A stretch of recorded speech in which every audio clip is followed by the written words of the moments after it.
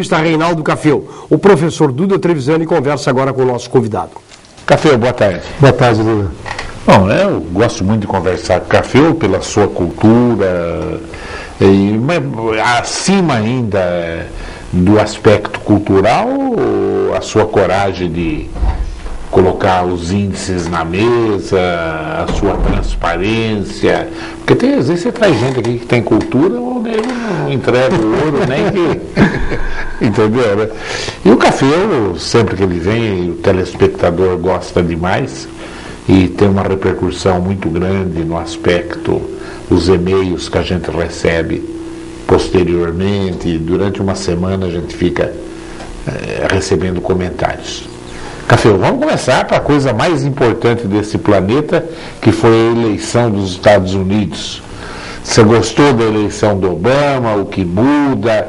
Se ganha o outro, realmente era um falcão que estaria ganhando a eleição? Porque acusam, né, os republicanos de muito mais duro. Qual a ótica sua? Eu avalio, Duda, aqui. Bom, primeiro, obrigado pelas palavras elogiosas, sempre é um prazer estar aqui com você. Duda, na prática, o Obama acabou entrando com uma expectativa muito grande no seu primeiro mandato. Ele não cumpriu, por um erro estratégico até, aquilo que ele prometeu, mas também pegou um país que entrou numa crise sem precedentes. Nós chegamos a comparar essa crise à crise de 29, né, para ter a dimensão que é. Ele errou em que talvez ele tenha não tido o amparo político adequado para que ele pudesse ter uma aprovação maior. Colocar logo no início um tema, por exemplo, como assistência médica, né, em que você tira benefícios de algum setor, criou um mal-estar, por isso que ele teve essa vitória de ir até apertada. Mas do ponto de vista do mundo, do ponto de vista do Brasil, o estilo Obama de ser é um estilo previsível. Nós já sabemos a que ele veio, né? E no momento que a economia americana está se recuperando. Ele é alguém que apostou no desarmamento em vários setores, ele tem uma postura do ponto de vista internacional de mais conciliação, a economia americana começa a entrar numa rota de recuperação. E a eleição do seu oponente poderia colocar em xeque algumas premissas que hoje são conhecidas. Então, se nós olharmos que o repertório do Obama, a postura dele, a forma de conduzir a política americana, que pode não ter sido aquela sonhada, mas é previsível, e essa previsibilidade ela é mais para o campo do bem, mais para o campo do acerto, me parece que para nós, né, do ponto de vista do contexto mundial, a vitória do Obama é muito mais positiva. Quer dizer, em resumo, o seu oponente traria um componente de dúvida muito acentuado. E o que o mercado mundial menos precisa hoje... O histórico belicoso que eles têm, né? Ele tem uma carinha do Bush, né? Parece. Um estilinho, né? À la Bush, uma direita, um discurso muito elitizante, né? Estavam trilhões e trilhões só em intervenções militares. Né? Ele teria, talvez, em relação ao Bush, uma postura diferente se considerarmos a competência, né? Porque o Bush foi uma invenção, né? Claro. Ele demonstrou pela condução das empresas dele que ele tinha muita capacidade. Mas, por outro lado, não é um discurso moderno, não é um discurso que atrai admiradores, né? Então, a eleição do Obama dá uma tranquilidade para o E o mundo todo que torcia para o Obama. Até o Fidel Castro se pronunciou que se votasse, votaria no Obama. Exatamente, por essa previsibilidade, pela calmaria, né, Café? Eu tenho uns amigos que estiveram em Cuba nadando agora, eu até convidei, vou tentar trazê-los aqui. Falou, Duda, que miséria que está Cuba, que judiação. Eles estão num momento em que precisa rever, né? Eles têm que se render um pouco ao capitalismo, mas não pode perder a história. Mas é gradativo, né? Agora estão querendo dar um passo de uma liberdade maior para a população movimentar-se, se locomover, poder ir e voltar, coisa que há uma restrição. E é um modelo que, infelizmente, ainda tem alguns que defendem, mas que, na prática, está mostrando que é superado. Diz que a prostituição está coisa impressionante. E são os efeitos colaterais, né, Duda? Quando você não tem um emprego formal, quando as condições de vida são precárias, você tem a marginalidade. E a prostituição é um campo de entrada, né? Que coisa, né? E a nossa Argentina, que vizinha? A Argentina, eu não estou gostando nada da postura da presidente da Argentina, Kirchner, porque ela vem trabalhando do ponto de vista de cerceamento até de liberdade. Claro que há, no caso da imprensa, um certo monopólio existente, ela tem que de uma maneira trabalhar nisso, mas a postura protecionista, esse posicionamento muito à direita, essa questão envolvendo o fechamento de barreiras. E jornais. Então, são coisas que não comungam mais com a sociedade moderna, né? E a Argentina é um importante parceiro, é um parceiro, o segundo, né, no Mercosul. Nós temos que tomar muito cuidado com esse populismo exacerbado, porque já temos uma experiência dessa na Venezuela, a Colômbia não passa bom momento, quer dizer, ter a Argentina também com uma postura desintonizada desse momento global é bastante preocupante.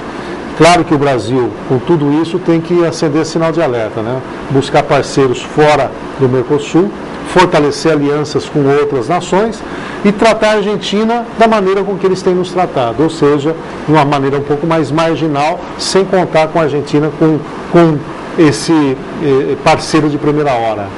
Esperamos que haja um clareamento da situação e que ali na frente nós possamos ter um governo voltado ao interesse mais global, mais bilateral do que unilateral como existe hoje. E o julgamento do Mensalão? Olha, me surpreendeu positivamente, tirando todos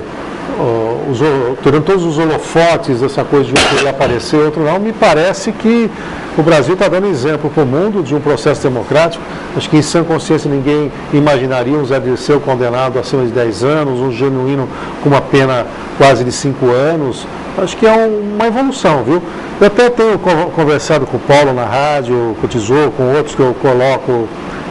Mas ele não vai ficar na cadeia. Olha, para essas pessoas, um dia de cadeia, que está muito sintonizado com o que o ministro da Justiça falou. Quer dizer, um dia na cadeia para pessoas que têm um certo brio, equivale a ficar 20 anos um sujeito de alta periculosidade. Porque você ser cerceado da liberdade, ter que viver em condições em que você não administra seu horário, que você não pode conviver com a sua família, que você está com a postura de um reeducando. Para uma pessoa fazer isso em 24 horas, já pode equivaler a 10, 20 anos de qualquer maneira. Não, eles não vão ficar muito, mas não vai ser um dia, não. Eu acho que vai ser bem mais. Eu acho que esse é o exemplo, é mostrar que não é assim que se conduz a política, mostrar que tudo tem limite, né? Então, talvez quem achasse que ia terminar em pizza, hoje o Supremo está dando um grande exemplo e dizendo aos atores, aos agentes, muito cuidado, porque tem pena nesse país e ela não vai ser cumprida. Eu falo, é verdade que o crime de comprar voto de parlamentar, a gente ouve isso no Brasil desde a época do Adhemar de Barros, né? Mas não com salário, às vezes o cara comprava num projeto, influência. Eu me lembro até de deputado de Bauru que ganhou uma ambulância para a cidade para votar a favor de governo, coisa não tão antiga assim, né? Contra professor e etc. Que é claro, mas não é benefício próprio, né? Aí era para ter um salário para votar, tudo. Eu mensalmente recebo um valor para estar o meu. Aí você monta um esquema de operação envolvendo uma instituição financeira, intermediário, laranjas. Isso é quadrilha mesmo. Então, quadrilha. Eu penso você comprou a alma do cara, né? Aí acabou, né? Você comprou a alma do cara. Porque né? Tudo tem limite. Claro que a gente não tolera nenhum tipo de injustiça, nenhum tipo de corrupção, mas o que fizeram é um esquema muito pesado, que nós sabemos que por trás disso havia um projeto de poder. Isso era o mais preocupante. O Gabeira, que foi de esquerda, você deve ter lido isso que eu li, ele falou, olha, eu respeito mais os militares hoje do que esse pessoal do Mensalão, porque os militares me bateram, me torturaram, mas me respeitaram as minhas convicções, né? Quer dizer, aí comprou a alma dos deputados. Esse é o grande coisa, né? Comprou a alma. E a interrupção, né, Duda, de um projeto de poder que partia desse núcleo, né? Quer dizer, era um projeto de 20 a 24 anos do poder. Os meios extremamente. Exatamente. Então, bem marxista. Isso foi uma grande... O Zé Dirceu pecou pela cultura marxista dele. E impor, né? De querer a qualquer custo. Vale tudo, vale matar, vale roubar. Continua articulando. E continua no seu bloco desafiando a própria justiça. Tenha muito cuidado. Tenha dúvida. Mas chega um monte de perguntas. O telespectador não gosta que eu converse com o Café. Deixa eu começar, já vou ver aqui, ó. Ah, isso é interessante, isso eu já ouvi dizer também. O Luiz Carlos da Bela Vista. Ele está perguntando para você, que é membro da comissão que cuida do tratamento de esgoto. Ele quer saber se é verdade o que ele ouviu, que os tubos que estão na Nuno de Assis foram recebidos com defeito. Existe Bom, primeiro, vamos esclarecer, né? A comissão que fiscaliza o tratamento de esgoto fiscaliza a entrada e saída de dinheiro. É uma fiscalização financeira. Nós não temos nenhuma capacidade para avaliar tecnicamente aquilo que está sendo comprado e colocado. Isso aí teria que ter um outro procedimento que não tem a ver com a nossa comissão.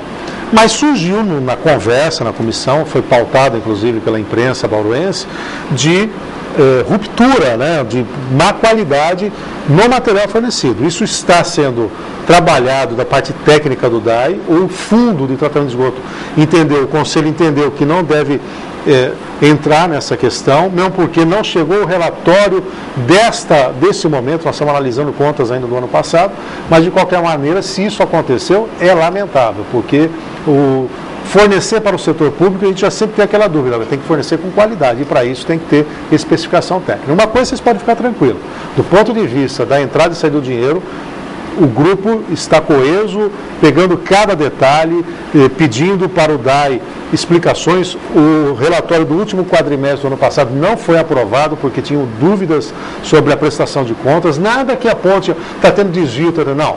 É erro contábil de prestação de conta, não informar inadimplentes, não colocar a aplicação financeira na rubrica adequada. Então são coisas que o Conselho não vem tolerando mais, exatamente para poder proteger os recursos do município, que são recursos Você acredita que nessa gestão do Rodrigues o tratamento de esgoto sai? Não, se seguir o cronograma atual, a conta é fácil de entender, Duda. Tem 50 milhões de reais guardados. Precisa de mais 70 milhões para fechar a obra. E entra 1 milhão por mês. Então, 1 milhão por mês de um ano dá 12 milhões. Vai para 62. Quer dizer, você pode licitar, mas não conclui. Teria que ir para 2015, 2017. Tem uma informação de bastidor que já está aprovado na União os 70 milhões que o Bauru tem. Precisa. Isso vai ser dito agora em janeiro. Se vier, na atual mandato do prefeito Rodrigo Agostinho, haverá entrega. Mas você acredita, contudo, você vê os índices estão todos negativos do Brasil nesses últimos meses, né, Café? Mesmo assim, você acha que o governo federal ainda é um dinheiro, a fundo perdido? É um dinheiro de infraestrutura. Não tem informação se a fundo é perdido, mas será, se vier para ser reembolsado, vai ser com subsídio. O Ministério das Cidades tem recursos para isso.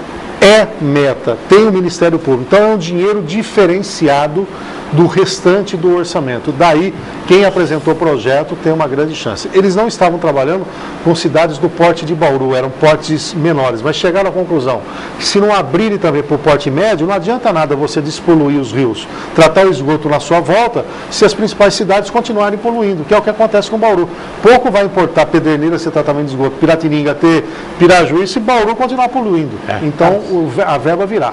E eu estou acreditando que agora no mês de janeiro nós vamos ter esse anúncio aí, e aí sim nós teremos uma velocidade no tratamento de esgoto. O Reginaldo da Vila São Paulo, ele fala assim, o governo está pegando pesado, está aumentando os impostos para produtos importados. Os empresários do Brasil estão adorando essa atitude. Você acha que isso contribui ou não para a economia do Brasil? Então vamos ver por dois aspectos. Do ponto de vista de dar um tempo e proteger a indústria nacional para que ela possa fazer a lição de casa sem ter uma concorrência predatória de alguns países, isso é positivo. E eu incluo aqui na concorrência predatória principalmente a China. A China, para colocar seus produtos no resto do mundo, e aqui no Brasil não é diferente, tem praticado o que a gente chama de dumping. Ele coloca produtos aqui abaixo do preço de custo e complica toda a cadeia produtiva interna. Então, se pensarmos na proteção da indústria nacional para garantir os empregos no país e dar um tempo para o Brasil se preparar em tecnologia, ciência, etc., para concorrer de mais fortemente, positivo. Se nós pensarmos na globalização, na interface de mercados, na integração de mercado, na Organização Mundial do Comércio, seria um retrocesso. Eu fico com esse lado positivo. Em determinados momentos, dentro daquilo que a legislação permite, à luz dos acordos internacionais, em determinados momentos é preciso que você proteja, faça um programa de substituição de importação. E é nisso que eu estou apostando. Se não for para fazer um programa de substituição de importação, a proteção não faz o menor sentido, que só leva ao atraso, ao retrocesso. Veja a indústria automotiva. Se houver componentes nacionais ou fabricados aqui, com investimento em tecnologia, há redução gradativa de tributos. Esse é o caminho.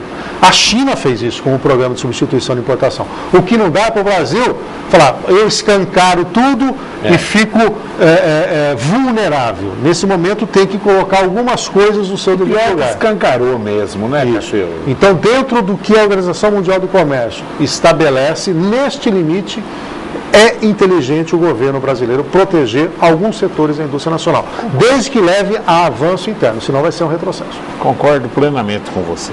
O Breno da Vila Falcão, ele faz uma pergunta. O que o senhor acha sobre o ministro Joaquim Barbosa dando uma aula de moralidade dentro do nosso país? Então, do ponto de vista da condução do processo, me parece que ele está sendo muito firme e está realmente indo nessa linha. Talvez, em alguns momentos, haja uma radicalização que a gente espera que não ocorra com quem está nesse nível. Pensa comigo, Duda. O último reduto que a gente pode confiar qual é? É o Supremo, o grande guardião da Constituição brasileira. É aquele que dá a última palavra para questões constitucionais. Se nós perdemos a admiração, o respeito, e se não houver uma postura ética desses, a gente passa a não acreditar em mais nada. Então, ele tem tido essa postura alinhada com as suas convicções. O que eu lamento é que no dia a dia, na discussão, haja um certo exagero de lado a lado. O próprio Lewandowski fica transparecendo que ele está lá, em determinados momentos, a serviço do governo que o indicou, né? Nós não queremos aqui ter uma postura dizendo, olha, eles não têm liberdade de voto e todo mundo tem que votar de uma mesma maneira. Mas o que nós estamos pedindo é um pouquinho mais de polidez, de coerência. Do ponto de vista da condução, o Joaquim, que vai assumir agora, inclusive, a presidência do Supremo, está dando uma lição, não para o Brasil, para o mundo, de que a democracia é assim e nós temos que penalizar não só aqueles que roubam galinha, mas aqueles que cometem crime de colarinho branco. Como é que você viu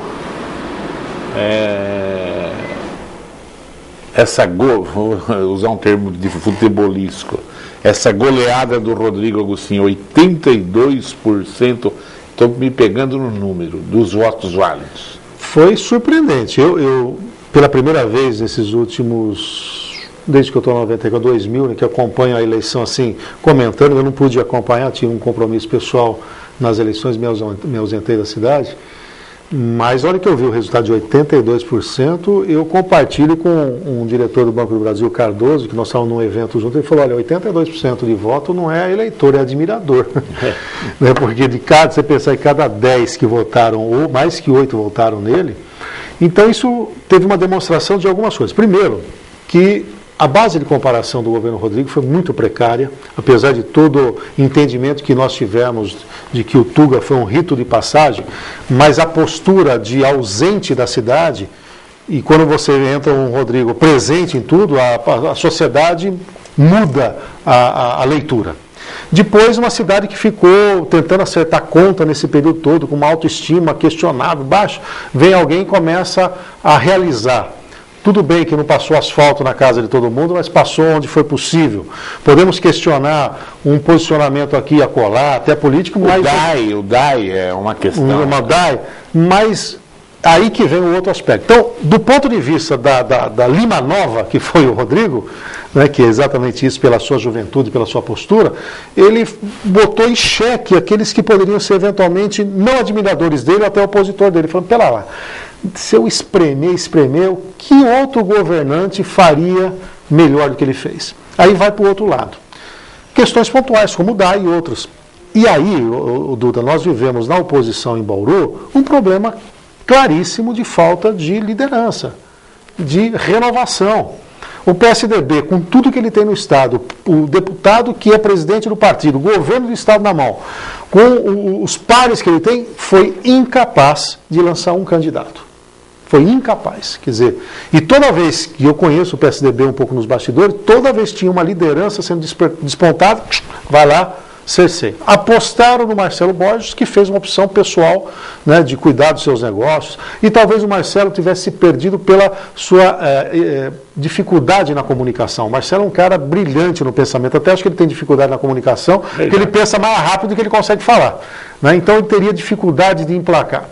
E aí vão para a Chiara, que surgiu com uma possível nova liderança, mas sem ter, talvez, o carisma, a empatia necessários, ou até mesmo a bagagem para enfrentar alguém que vinha de uma eleição de virada em cima do Caio Coube, que tem uma mente privilegiada do ponto de vista do conhecimento dos bastidores de números do que está sendo feito com a máquina, quer dizer, um sujeito que chegou nessa eleição muito preparado, muito amadurecido. Né? E o Clodoaldo, que era uma aposta, talvez, de um novo momento, mas que tinha e tem um discurso muito parecido com o do Rodrigo, não apresentou uma coisa muito nova. Ora, se você olha o Gazeta, olha o Rodrigo, pera lá, por que eu vou trocar o Rodrigo pelo Gazeta se o discurso é parecido? Esse eu já conheço.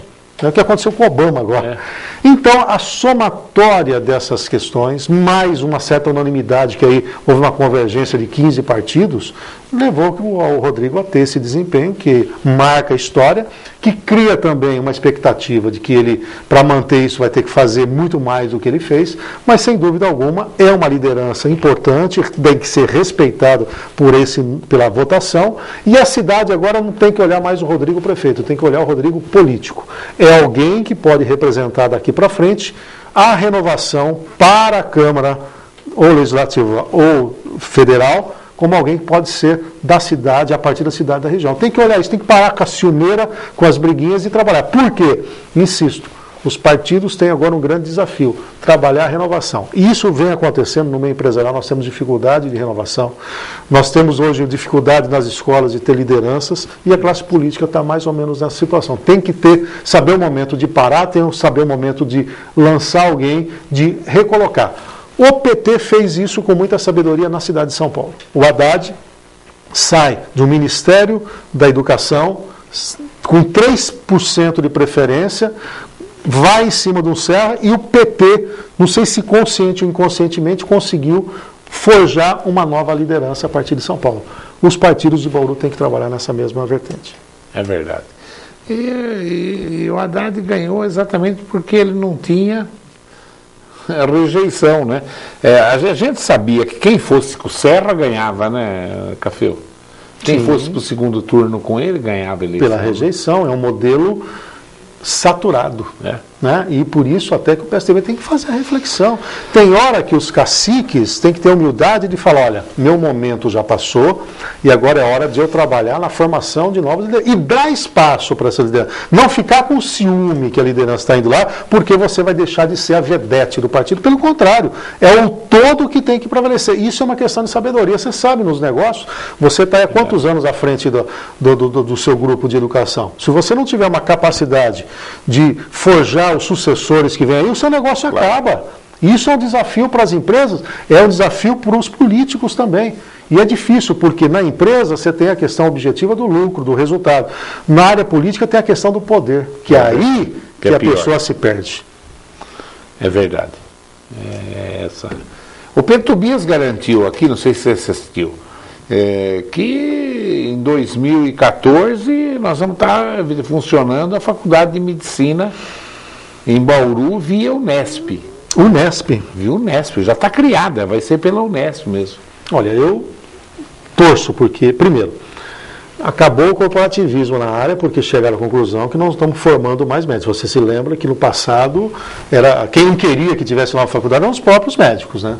Então, passada essa fase, Bauru, centro universitário, região central do estado, com a expertise que tem aqui, um hospital agora como Centrinho, necessidade de fazer residência, não tem porquê. É uma decisão que tem que ser uma decisão política abraçada pelo município, porque nós estaríamos aí gerando empregos, riqueza, sendo mais ainda referência na educação. Então, se a notícia é essa, eu penso que todos os atores da cidade, todos aqueles que têm condições, têm que abraçar. Eu aqui, em nome da Associação Comercial, nesse momento já escancar o que for necessário do ponto de vista de pressão, de lobby, de ofício, de colocar nossos pares em São Paulo para que isso efetivamente seja verdadeiro. Você acha que esse governo vai conseguir abaixar esses impostos, Café? Por enquanto eles tiram IPI daqui, tiram dali, renovaram de carro. Agora, se não abaixar a carga tributária, como é difícil, olha, né, Café? Infelizmente eu não tenho nenhuma expectativa nesse sentido. Sabe por quê, Duda? A máquina está inchada e não tem volta, né? Porque quando você incha a máquina com todas essas amarras que a legislação tem, o governo cada vez tem que gastar mais. Pra você ter uma ideia, cada R$1 que o governo arrecada, 70 centavos já está comprometido com alguma coisa, está vinculado. Então, o que eu acredito como reforma tributária é uma simplificação e um deslocamento. Hoje nós temos uma tributação muito pesada na produção e no consumo, o que torna um produto muito caro. Eles agora estão votando até de tomar uma decisão, depende da sanção presidencial, para colocar no produto ou expondo qual é o tributo, até para o consumidor e o cidadão falar, puxa vida, eu podia ter pago isso aqui 10, estou pagando 15, eu vou exigir que esses 5 que eu estou pagando de tributo venha em qualidade de vida, até para ele saber que o problema não está no setor privado, por vezes. O setor privado trabalha em produtividade, quer efetivamente mais ganhos, mas na outra ponta, a hora que bota os tributos, o produto foge ao controle. Então eu acredito que se nós desonerarmos a produção e tributando, por exemplo, outras rubricas como patrimônio, outras que são progressivos, eu avalio que nós podemos chegar. Mas eu não tenho, infelizmente, nenhuma ilusão de que nós vamos diminuir a carga tributária. Nós somos a segunda maior carga da América do Sul. Perdemos só para a Argentina, que também cresceu assustadoramente. E é coisa de um ano para cá. De um ano para cá. Não, ela veio crescendo a terceira, quarta. Nós somos no mundo todo a quarta economia em termos de tributo. É um absurdo, não dá. No mundo todo acho que está a Turquia. E a Suécia, parece. Mas que você não pode nem comparar a devolução em termos de qualidade do serviço. Aqui você paga 2 vezes. Você tem uma carga tributária de 38%, aí tem que pagar um plano privado para ter uma boa saúde. O que é isso? Verdade. É pagamento em dobro.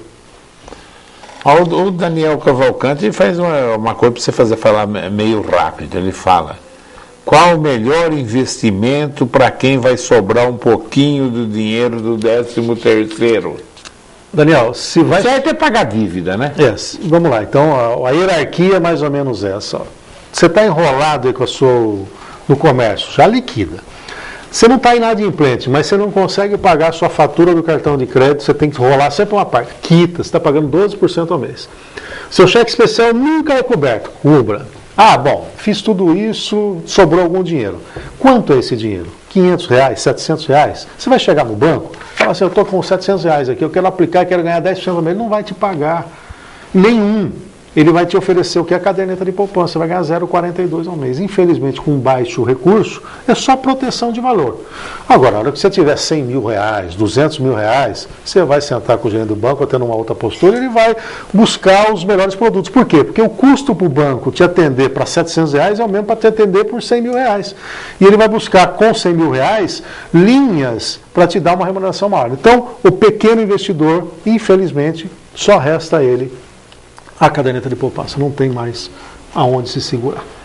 Daqui para frente vai ser assim, viu, Duda? Porque os juros no Brasil estão em queda, você vai querer ganhar um pouco mais, você vai ter que arriscar teu capital. Monta uma empresa, né, compra um imóvel, mas aí você vai estar agregando risco. E agregar risco quer dizer o seguinte, você ganha ou perde. Para falar em imóveis, Café, você que é uma pessoa muito bem informada, eu estava vendo outro dia, diz que nunca se vendeu tão pouco imóvel na história dos últimos, eu vi corretores sérios falando isso na Globo, dos últimos 40 anos. Diz que a venda de imóvel parou mesmo, né? Parou, Duda, em algumas classes, porque na verdade o governo continua liberando crédito, isso tem movimentado o mercado imobiliário, só que houve uma saturação. Em algumas regiões o preço do metro quadrado chegou num valor absurdo. Bauru vive isso. Nós estamos falando em lançamentos aqui de terrenos novos em condomínios, estamos falando de saída. Subiu 180%. Saída, 600 a 700 reais o metro quadrado. Você pegar um terreno de 300 metros, você paga 210 mil reais. Como é que dá para alguém em sã consciência fazer isso? Mas o que está acontecendo com algumas cidades e Bauru não é diferente? Tem um nicho, tem uma parte da sociedade que perdeu dinheiro em renda variável, por exemplo, na Bolsa. E optaram por investir em imóveis. E criaram uma bola, uma bicicleta.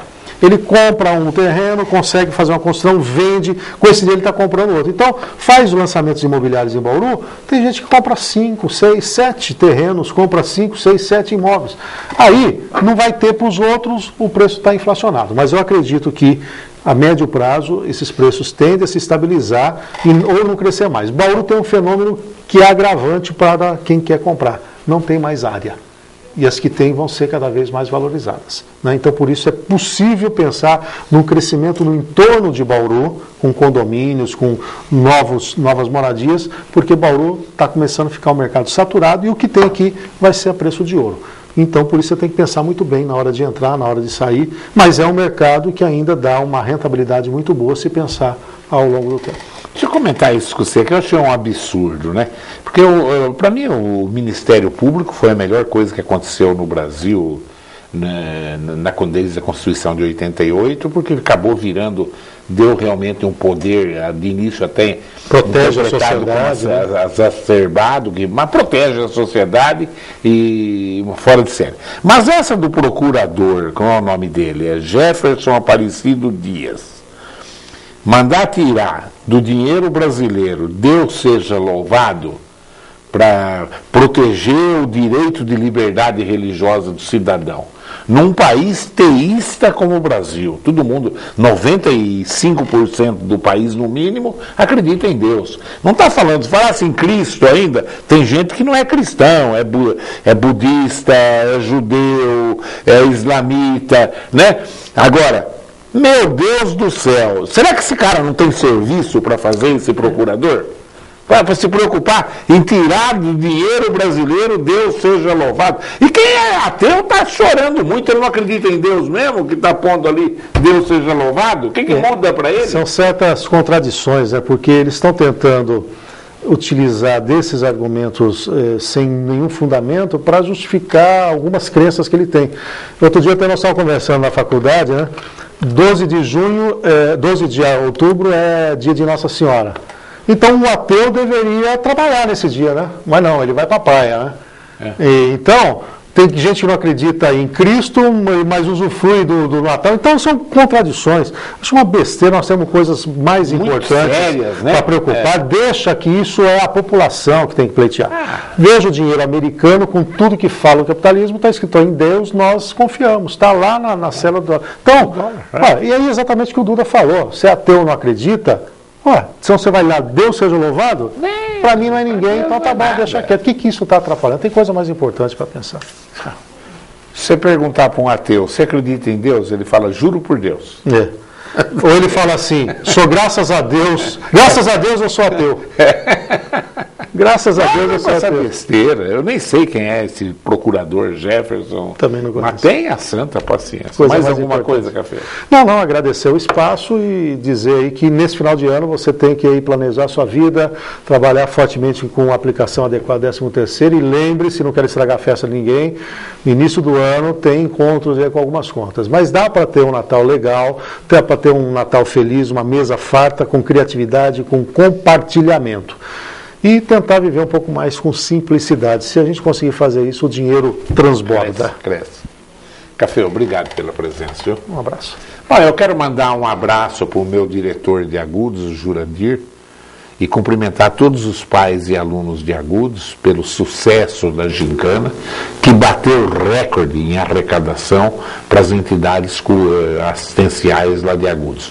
Jurandir, você continua sendo essa pessoa excepcional e preocupada com quem precisa na verdadeira acepção do termo. E obrigado aos pais de Agudos que foram extremamente generosos com os pedidos da gincana do colégio Prever Objetivo de lá.